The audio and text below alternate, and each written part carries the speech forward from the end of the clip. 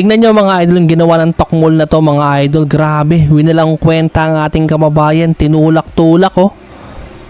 Grabe po ang ginawa sa ating pambatong Pinoy. Isa pa to mga idol, tingnan nyo pa isang footage mga idol oh. Parang binabaliwala lang ang suntok ng Pinoy na parang bata lang daw ang kung sumuntok ang ating pambato. Isa pa mga idol, tingnan nyo oh. Pangawa-ngawa pa, sarap iuntog sa semento oh. Grabe yung pambabastos. Winawalang kwenta ang Pinoy. Tinatawanan pa ang Pinoy mga idol. Sinabi nito na siya daw ang champion at magiging madali lang daw ito para sa kanya. Pero sa kabila ng lahat ng mga pinagsasabi ng mayabang na to mga idol, ay napaka-humble pa rin ang ating kababayan. Na kung saan nga ay mga kamao na lang daw nito ang magbibigay ng leksyon sa hambog na boksingerong to mga idol.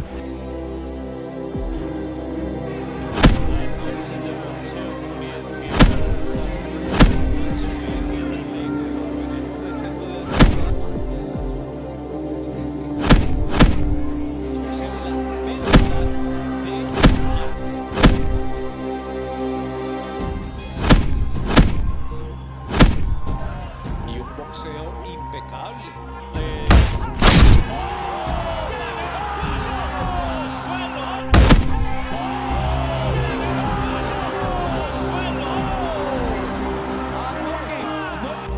Ang laban na nga ito mga idol sa pagitan ng ating kababayan na si Jesus Rojas na may alias Terminator laban sa Indianong di mo mawari na si Claudio Marrero na may alias na Superman.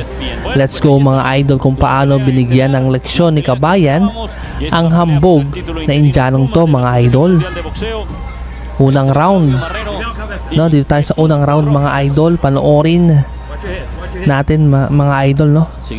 Panoorin natin. Ito nga ba ang malalakas na kombinasyon agad ang pinapakawalan dito ng Indianong to mga idol, na sinasabi na baliwala law at di daw bumabato ang ating kababayan mga idol, no? Grabe, tinulak po ang ating kababayan dito sa round 1. Grabe naman. Pero napaka-humble ng ating kababayan mga idol, no? Sa kabila ng pagtulak, hindi nagagalit si kabayan, kundi mga kamao na lang daw ang magbibigay ng leksyon, no? Pasensya na kung medyo maingay sa pagbo-voice over si Jan Boxing TV mga idol, no? Kung napapanood mo to mga idol ay maraming salamat sa iyo at ingat po kayo palagi mga idol, at salamat sa mga basher ko. Kung maingay ako, pasensya na mga idol.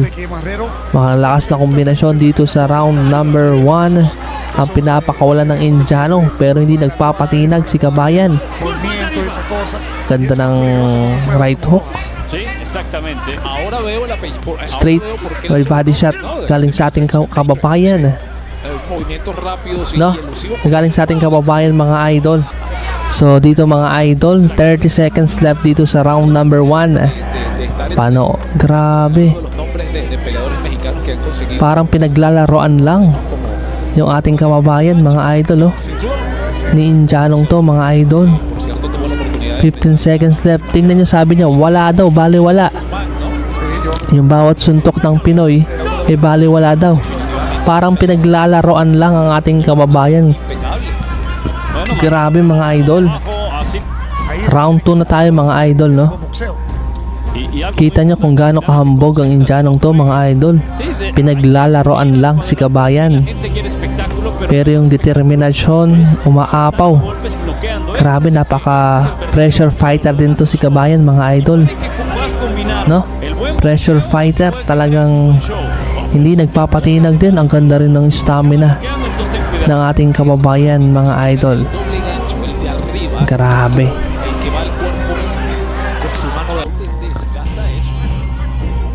Tsaka ang maganda rito kay kabayan, hindi nagmamadali mga idol. Ito yung mga gusto ng mga boxing fans, yung talagang sa una nagpapabugbog si kabayan, pero sa mismong laban, aray ko, gulpi ang kalaban. Tanggal ang yabang mga idol. Kaya pasensya na kung maingay po ako sa pagbo-voice over. Ganun po talaga mga idol. Pasensya na. No? Sana naunawaan nyo ako mga idol. At paki-share ng video, paki-like kung nagustuhan mo to mga idol, no? Welcome kayo sa ating munting channel. Okay. Magagandang kombinasyon dito ang ginagawa ng Pinoy. Rojas encima de Marrero. Marrero se queda ahí. Tsaka yung power at speed ng ating kababayan mga idol, no? Sa tingin nyo, may pag-asa nga bang maging world champion si Kabayan? Paki-comment sa comment section mga idol. Mora. Ito pa mga idol, no? Round number 3 na tayo mga idol. Velocidad que presenta. Sa mga nanonood, maraming salamat. Aprovecha precisamente eso. At sa mga hindi pa nakakapanood nito, stay put lang kayo mga idol, no? Napaka-importante po ito na laban to para sa ating kababayan. Dahil nakataya rito ang WVA Super Lightweight Division mga idol title. Tsaka kaya napakahambog ng Indianong to mga idol. Hawak niya ang WVA, no? Samantalang ating kababayan El padre de Jesús Rojas quien ya falleció. 5 po ang talo, kaya ina-underestimate lang po si Kabayan Pues el papá Reus ng Indianong to mga idol. que estudiara, que Grabe. pues Pero tingnan nyo mga idol, no? estudios Kahit na anong pang-aasar carrera del boxeo y ng Indianong to mga idol, le prometió napaka-humble. Ito yung mga gusto ng mga boxing fans. Kayo mga idol, gusto nyo ba yung que desafortunadamente humble lang na boksingero kagaya nito ni Jesus Rojas mga idol? Paki-comment sa comment section mga idol, no? Dahil ito yung mga gusto ng mga boxing fans. ocurrió en la voz Marrero y se va a acabar entonces el tercer round. Es el título interino en el peso pluma de la Asociación Mundial de Boxeo. Claudio Marrero y Jesús Rojas están Round number 4. ha sido una pelea Talagang desidido na ang ating kababayan na si Rojas mga idol na manalo dito sa laban mga idol, no? Tingnan natin kung ano pa ang mangyayari. Kaya panoorin nyo po ng buo mga idol, no? Maraming salamat. Kung taga saan kayo, paki-comment sa comment section kung ano po yung ginagawa nyo, no? Saang lugar nyo napanood to, paki-comment sa comment section. Kailangan kita rito mga idol. Kaya ngayon pa lang lubos na po ako nagpapasalamat sa inyo dahil nandito kayo upang manood sa aking munting channel kahit maingay po, no? Si Boy ingay nga daw ako mga idol, no? Kaya okay lang yun. Maraming salamat sa mga comment nyo. Kahit basher kayo, I love you. Mahal na mahal ko ang mga basher ko mga idol. Dahil kung wala kayo, wala rin po tayo dito sa pagbo-voice over o sa pag-upload natin, no? con todos ustedes. Sa pagiging content creator. Kaya naman salamat sa inyo dahil nandito kayo mga idol. Maingay man sa inyong paningin, nakakapuwing din. Ayan. Anong nangyari mga idol, no? Undefeated po ang kalaban dito ni Rojas. Pedro Mozo dice los payasos Yung naka-red gloves yun po yung ating kababayan, no? del boxeo este gladiadores. Yung kalaban na hambog ay yung naka-black. Hace unas semanas aquí Tingnan nyo naman. 20 seconds left dito sa round number 4. Magandang palitan dito. Sa 20 seconds left sa round number 4, magandang palitan na po ang ginagawa ng dalawang boksingero. Napapasandal sa lubid ang kalaban. 10 seconds left. Napapasandal mga idol. Tapos na ang round 4. Round 5 na tayo mga idol. Kaya naman maraming salamat muli dahil umabot kayo sa round number 5. Medyo nakakalamang ang kalaban sa scorecard. Pero tignan natin. Panoorin nyo mga idol. Tignan nyo, na corner na yung Indiano. Talagang huwag kayong kukurap mga idol dahil sa ipapakita ng Pinoy. Tignan nyo, grabe, nakakatakot. Yung bawat suntok ni Kabayan talaga namang hindi tinatantanan ni Kabayan. Ang hambog na to mga idol, ang gigil na eh. Dahil sa mga sinasabi nito na easy fight lang daw ang Pinoy. Tingnan nyo naman, dinidilaan ang ating kababayan. Kaya naman, grabe, ibang klase tong kalaban na to, napakahambog. No? Ang hambog talaga ng kalabang to mga idol. Dinidilaan, winawalang kwenta, mahina daw ang suntok ng Pinoy. Grabe, tingnan natin. Tingnan natin mga idol. No? Kung maingay ako, pasensya na. Pasensya na kayo mga idol. Nanggigigil lang ako dito sa Indianong to mga idol dahil dinidilaan eh. Binababa yung depensa niya. Tingnan nyo, binabaliwala po. Grabe. Grabe yung pang-aalipusta sa ating kababayan. Hindi na makatwiran yung ginagawa niya sa Pinoy. Nanggigigil ako eh, nakakaiyak. Kaya naman, kung nakasuporta ka sa akin, maraming salamat. Maraming salamat. Kung basher kita, maraming salamat. Maraming salamat sa iyo, idol. Dahil sumusuporta ka sa ating munting channel.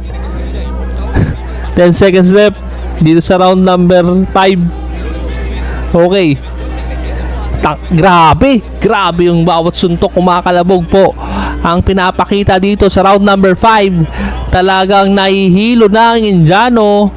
Ito dapat mga idol, hindi nyo pinapalagpas, kaya huwag kayong kukurap. Oh, kita nyo yung kanan na yun mga idol, over right hand. Mag-ingat ka sa over right hand ng Pinoy. Talagang kawawa ka idol, kawawa ka dahil sa kayabangan mo. Tingnan mo, tapos na round number 5. Round 6 na tayo mga idol. Tingnan nyo naman oh, sa round 6 binababa yung depensa. Patuloy pa rin sa pagmamayabang. Nakala mo'y mahina lang ang suntok ni Kabayan. Ganyan ba yung mga gusto nyo mga idol? Yung grabe, tingnan nyo yung kombinasyon ng Pinoy. Tumatagos yung depensa. Isang suntok, tumatagos yung depensa ng Pinoy. Tumatagos yung atake no mga idol no, bawat suntok. Tsaka ang maganda rito kay Jesus Rojas mga idol, sa ating kababayan, sino mga taga Bohol dyan, taga Bohol po ang ating kababayan na yan, paki-comment sa comment section no. Grabe, tingnan nyo yung depensa ng kalaban. Parang pinaglalaroan lang, parang laruan lang ang tingin sa ating kababayan. Ibang klase ka no, hindi mo binibigyan ng importansya si Kabayan. Kaya naman bibigyan ka ng leksyon idol no, bibigyan ng leksyon. Kaya wag kayong kukurap, alitap-tap no, sigawan bu no, binuba ang Pinoy. Bakit ganun idol? Grabe naman kayo sa ating kababayan idol no. Nagreklamo na si Kabayan dahil sa pandarayang ginagawa sa kanya mga idol. Grabe yung over right hand, kaliwat kanan. Pinapakita talaga kung gaano kadeterminadong manalo si Kabayan. Kombinasyon pa lang idol. Kung taga saan kayo, pakishare ng video, pakishare para malaman natin mga idol kung gaano kawalang kwenta tong kalaban niya na pinahiya no. Pakishare mga idol, importante po kayo mga idol no. Kaya naman maraming salamat sa inyo mga idol no. Kung share nyo to, maraming salamat sa iyo. Tingnan nyo, binababa yung depensa para makita kung gaano kayabang to. I-share mo na yung video idol. Yun, tapos na ang round 7, round 6. Round 7 na tayo mga idol. Huwag kayong kukurap, alitap-tap no.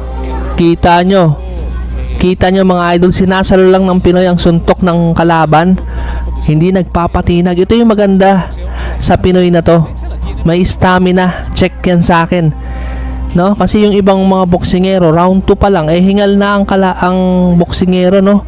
Pero itong si Rojas talaga namang nakatayo no, at hindi bumibitaw pa rin ang malalakas na kombinasyon. Kagaya nito mga consistent ang malalakas na kombinasyon na pinapakawalan niya mga idol.